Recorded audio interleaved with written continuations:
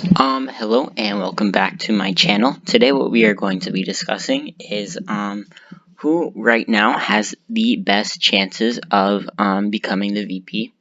I have narrowed this list down for my previous video, and I think that with everything that has gone on, these are probably going to be the top picks for the Biden campaign at this current moment. So right now what you have on your screen is the current predicted odds for Vice President. Kamala Harris right now is way ahead of the pack at about 50%, 48 cents, followed by Val Deming, Susan Rice, Tammy Duckworth, Elizabeth Warren, and Michelle Obama. And then there are a bunch of other names being floated. Of course, Biden won't pick a man for his VP pick. But anything can still happen. But yeah, so these top people right here, they show on how who is really being floated for the idea and who is actually being vetted. I believe all of these people, except for Michelle Obama and Stacey Abrams, have started undergoing the vetting process. But yeah, so we're gonna go over my top 3 picks now, who I think is most likely to become VP. So coming in at number 3, we have Senator Elizabeth Warren from the state of Massachusetts. Personally, I think that despite the constant calls for a woman of color to be on the ticket, it is proven that Warren likely would poll well with black voters, and she would help outperform Hillary Clinton's margin exponentially, especially with providing a contrast politically and ideologically with Joe Biden. It could really help provide a unity ticket for the Democratic Party. However, there are a lot of calls for a woman of color, which Elizabeth Warren is not, despite to her own acclaim.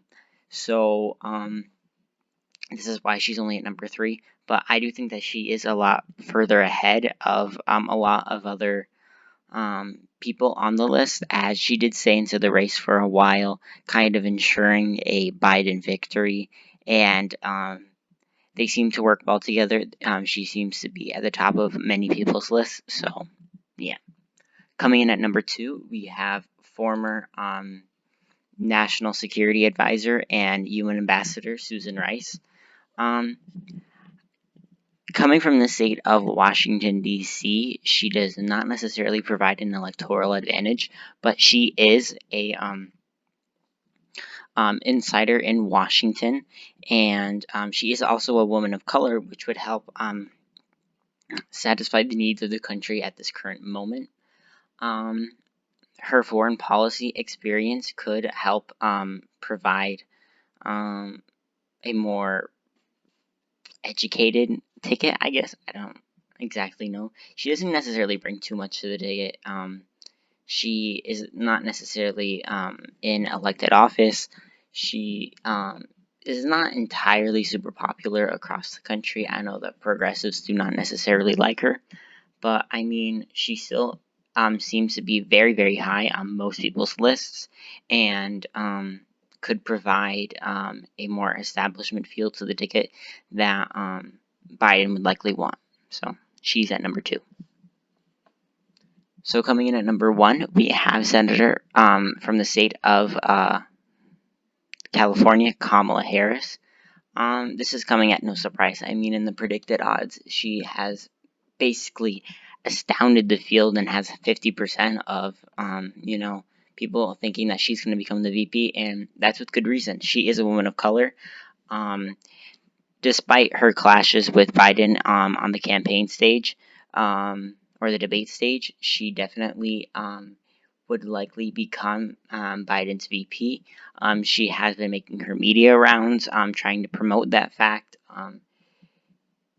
Yeah, I think that she would definitely provide more of an electoral advantage than a lot of the other candidates in contention, and I think her and Biden would work well together and would provide a strong ticket in November. So Yeah, that's basically who I think is most likely going to become VP as of this moment. If you have any questions, comments, leave them down in the comments below. And thank you.